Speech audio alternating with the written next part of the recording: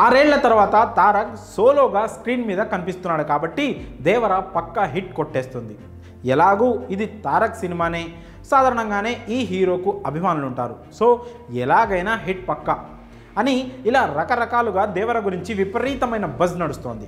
పైగా ఇప్పుడు రిలీజ్కు ఇంకా కొద్ది రోజుల సమయం మాత్రమే ఉండడంతో అభిమానుల్లో ఇంకాస్త క్యూరియాసిటీ పెరిగిపోయింది. సెప్టెంబర్ 27న థియేటర్స్ అన్నీ మోత మోగిపోవడం ఖాయం.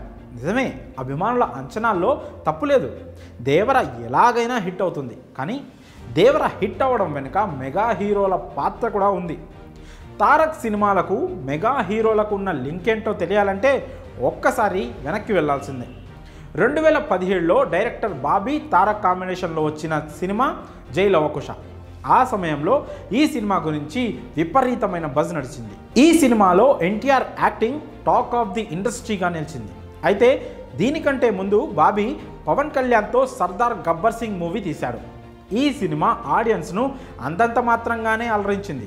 కానీ ఈ ఫ్లాప్ తర్వాత వచ్చిన జై లవకుశ మాత్రం బ్లాక్ బస్టర్ హిట్ అయింది.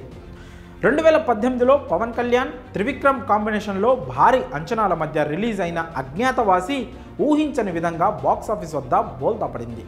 దీని తర్వాత త్రివిక్రమ్ శ్రీనివాస్ ఎన్టీఆర్తో చేసిన మూవీ అరవింద సమేత వీరరాఘవ.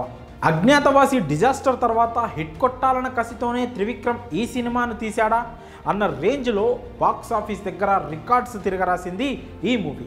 ఇక ఇప్పుడు దేవర మూవీ విషయానికి వస్తే ఈ సినిమా కంటే ముందు అంటే 2020 I don't think so.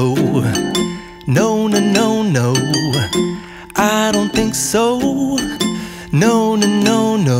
It's never, ever, ever, ever, ever, ever gonna happen. I don't think so. No, no, no, no. I don't think so. No, no, no, no. It's never, ever, ever, ever, ever, ever gonna happen. I don't think so. No, no, no, no. Maybe someday you'll have it your